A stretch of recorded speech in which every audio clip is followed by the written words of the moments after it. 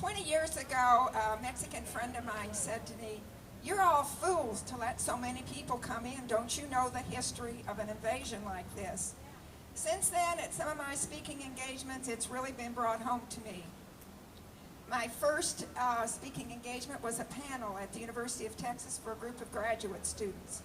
When I expressed my concern about losing really important things like the Constitution and the Bill of Rights, the other panelists said, "The Constitution is just a piece of paper written by a bunch of white slave owners." Now, there's more of that undercurrent than you may imagine, and I think that you all need to realize how serious this problem is, but I think everyone here does realize that. I was asked with some other women to go to Chicago for a counter rally at Speaker Dennis Hastert's.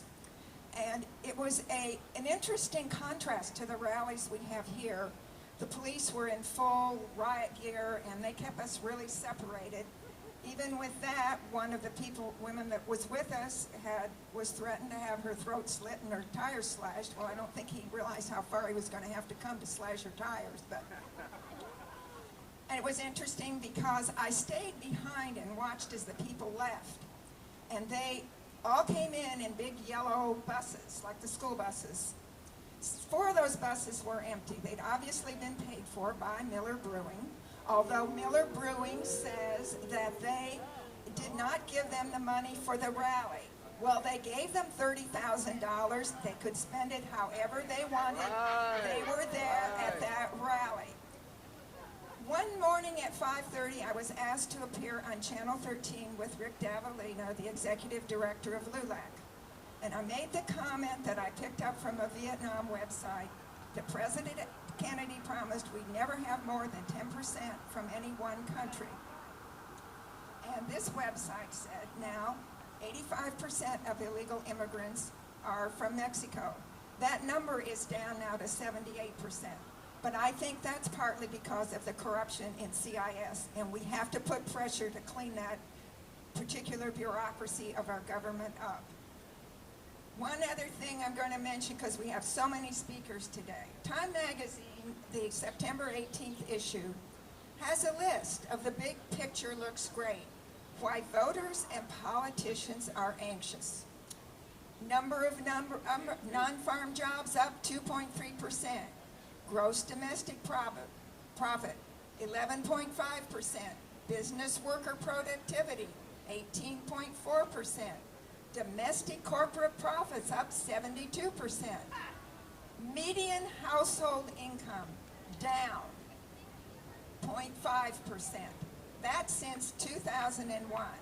And they're all perplexed about why this may be happening. Well, what happens when you bring cheap labor in? You have a lowering of the wages, you have the lowering of the prices people will pay. So I think the politicians better be aware that these people whose buying power is getting lowered are not going to put up with it. I'd like to say one final thing. We're having a debate with a forum with politicians on September 12th at Grace Presbyterian Church. You can go to our website. What? Oh, what did I say? Oh, October 12th. September 12th's gone. And you can go to our website, www.tfir.org. That's tfir.org, and it gives you the information. And we also have a lot of great information on that website. And I want to thank Curtis Collier and the police officers here for sponsoring this event and being so helpful.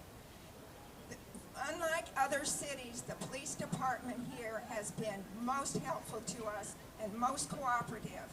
There's no antagonism between the police officers and our organizations, and I really thank them for that.